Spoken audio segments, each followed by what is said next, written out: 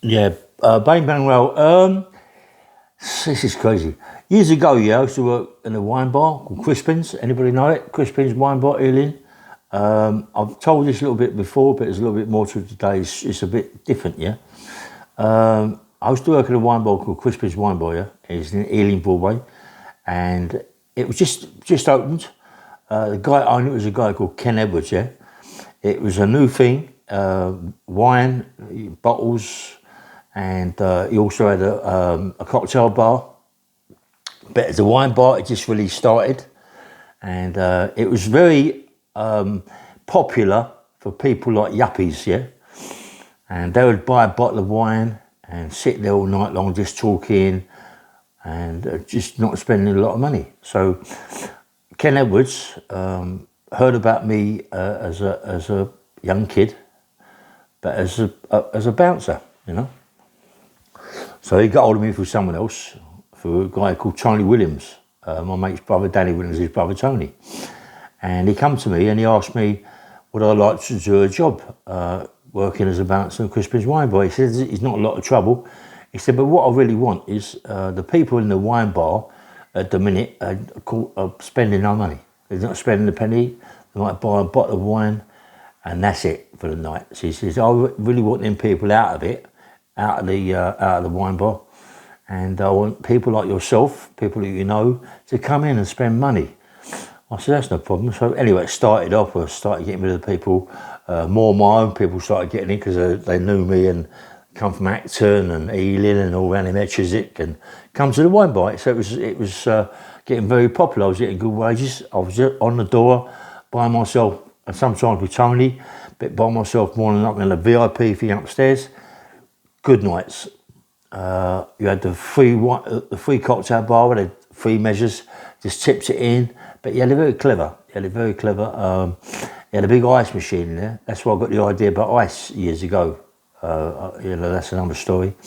He had an ice machine in there that couldn't knock out enough ice to do what he was doing in the cocktail bar. Because what he used to do, get the crushed ice, put it into the glass, fill it up. It was called free fill. Fill it up with vodka, whatever you wanted, and it'd fill up quickly because of the ice, and it looked full, yeah. And he was earning fortunes, Ken. He was earning a lot of money. I got a lot of money, and all the trouble that was in there. I had a couple of bad fights in there, which you will do, something like that. My own people coming in, people from the outside coming in. You're going to get that, yeah. And anyway, this particular time I had a fight with some Americans that come in and they wouldn't leave, and I had a right bad fight with them. I got bashed about the head a bit. I've done one of them old-fashioned things where I pulled them along the bar, head first, for all the glasses, the bottles, everything, yeah. Anyway, got rid of them. But this particular time, it's a funny old thing what's happened, yeah. This particular time, some guys come in, about 4 guys, and I know them from my manor, Acton, and they are a bit bullified. A bit dangerous, can't really fight, but they're quite dangerous of anything in their hand, yeah? Anyway, they come in, they don't really, hello, yeah, all right, and that's it, walk through, and I said, do me a favour, make sure there's no trouble, like, trying to keep it down, yeah? They build it up the place. He said, yeah, don't worry about that, anyway. And they started causing problems in the free measure wine in the cocktail bar, where they was just taking the bottles and helping themselves to it and causing problems. And the one that caused them a lot of problems, he was in the wine bar, but causing problems in the wine bar, just taking bottles of wine, doing the cork thing, opening it up, and just doing what he wanted to do. He thought, yeah, and it was causing problems that I didn't need, problems I'd like to stop, but I thought, it's aggro. There's 4 of them in there, you know what I mean? It's going to be a right bad fight. I'm more like get really stabbed up or really, really hurt, you know. How am I going to sort this out? So I said to the one, the main one, I said, listen, you've got to behave yourself. You're going to get me the sack. And I don't want the sack, you know. And I think the only way me and you can sort this out is me and you go out the back here and have a row, yeah? And I said, the best man wins. If I win, you lot have got to go. And if you win, I got to go. So really, he even took the offer, which I thought was a bit crazy because he knows who I am. He knows I'm a boxer. He knows I can fight. But as far as I'm concerned, he can't fight. You don't know. It's only what you've been told. This, that and the other, yeah? So I walk round the side of the wine bar.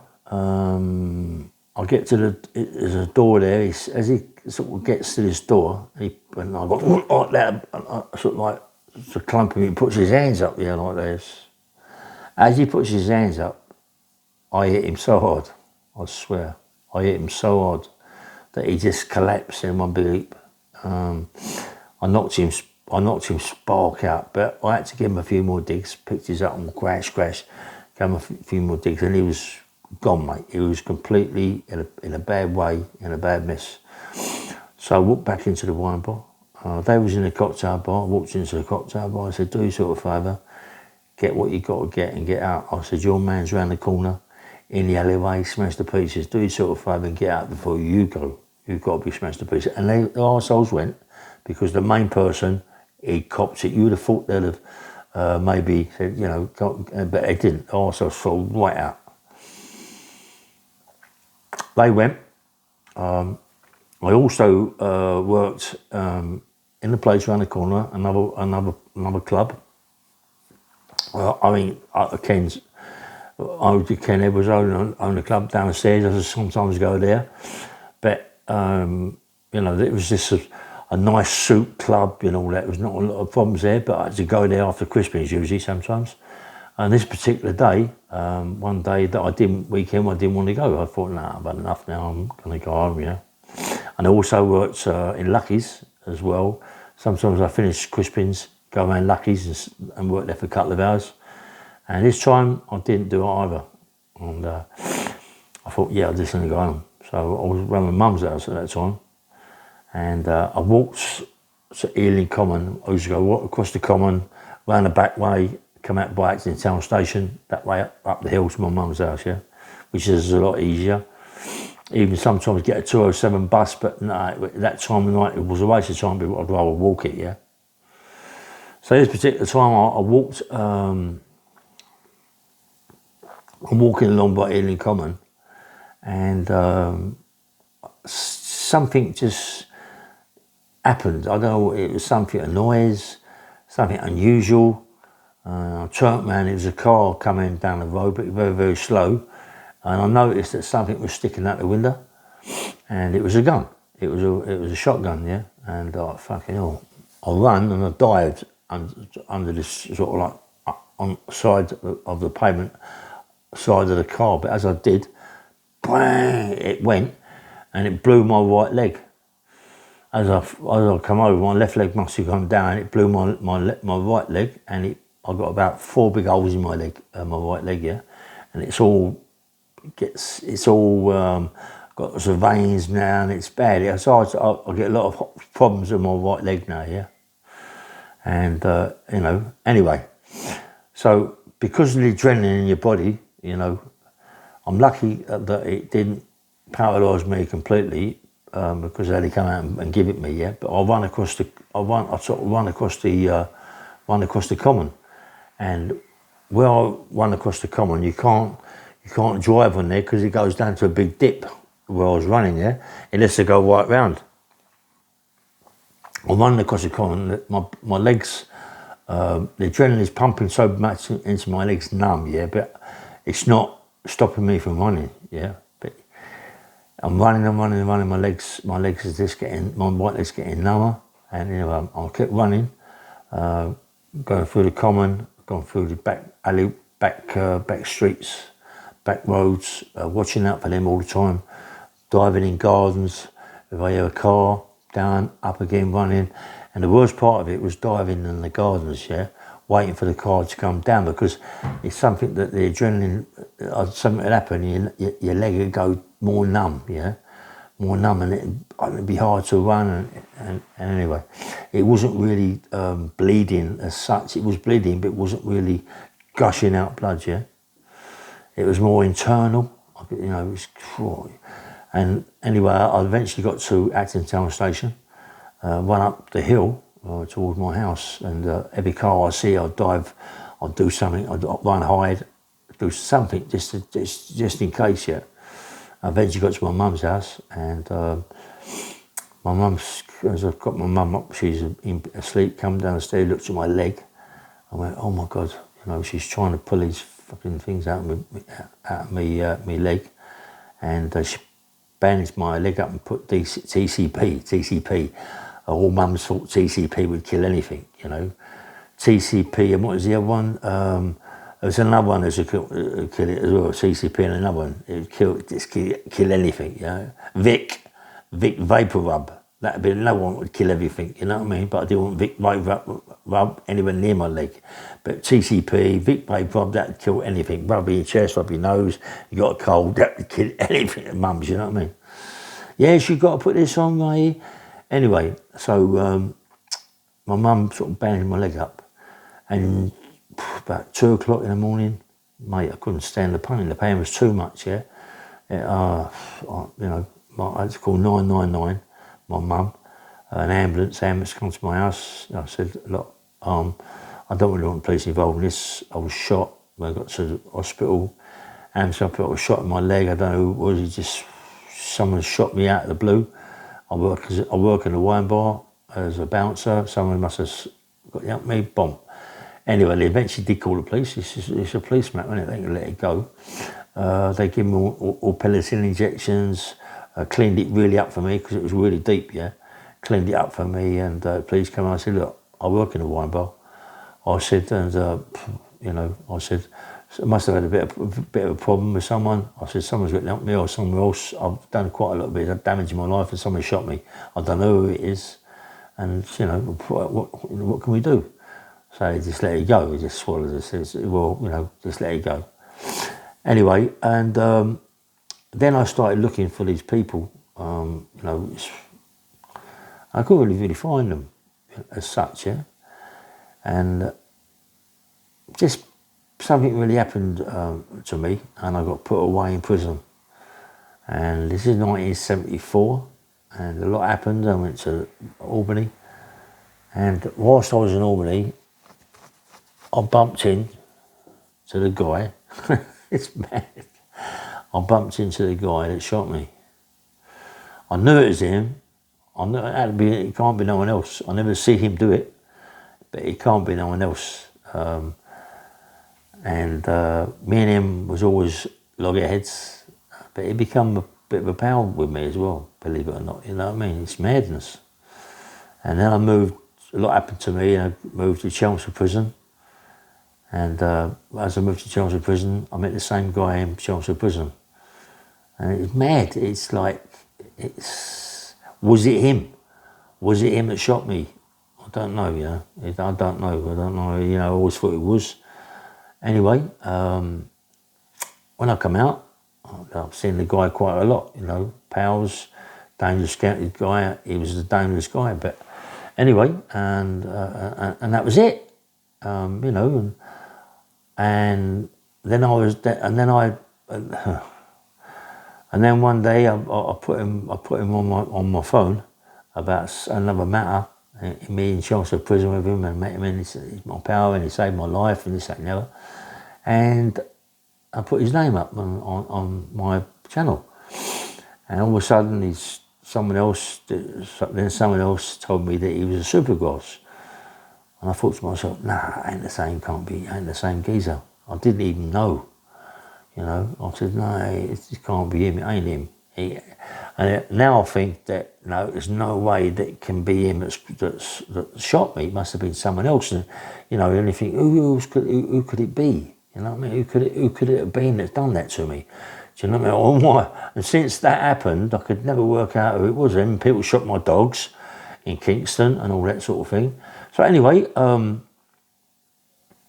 then I was getting all sorts of phone calls from people saying this guy's a supergrass, stay well away from him, and this, that. But he's my pal, you know, and I always thought he was the one that shot me, but he wasn't him. It was somebody else, yeah. But like to say, for some people to say that he's a superboss and this, that and the other, and he used to, he was in Chiswick police station, and he used to walk around from Chiswick police station, coloured televisions, they give him all this, they give him all that, and then he used to walk around Acton and Chiswick and meet people with old Bill, but make out they're his mates, and I can remember, seeing him, and I can't, I myself was, nah, and it is true, because I Googled it and I thought, mate, it's madness. It's so close to you, you don't even know, you know what I mean? And then you're thinking to yourself, well, he can't be a superboss, because the things that I've known him from and done with him, this guy, he has never done anything hard to me, but this guy is dangerous, yeah? This guy, he had a bit of a problem with someone, a big, bad problem. And the guy doesn't realise that he had a fucking problem as well. Because Togi, Togi is this bit late now, it's gone, it's happened, that he would put you away without a shadow of a doubt. He would put you away. That's why I always thought that he was him who shot me. And what he did, he went to a morgue and got an arm out the morgue and hung it on someone's letterbox. Yeah, man. Hung it on his letterbox. And, and with a note. You imagine that? Opening your door in the morning and finding an arm with a note on it. How you going to go, mate? That's a bit over the OTT, you know what I mean? But that's what he did.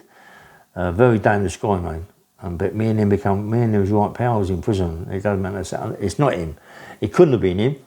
It couldn't have been him. I don't know, you know what I mean? But I don't think it couldn't have been him. But it guts me to think he's my pal, and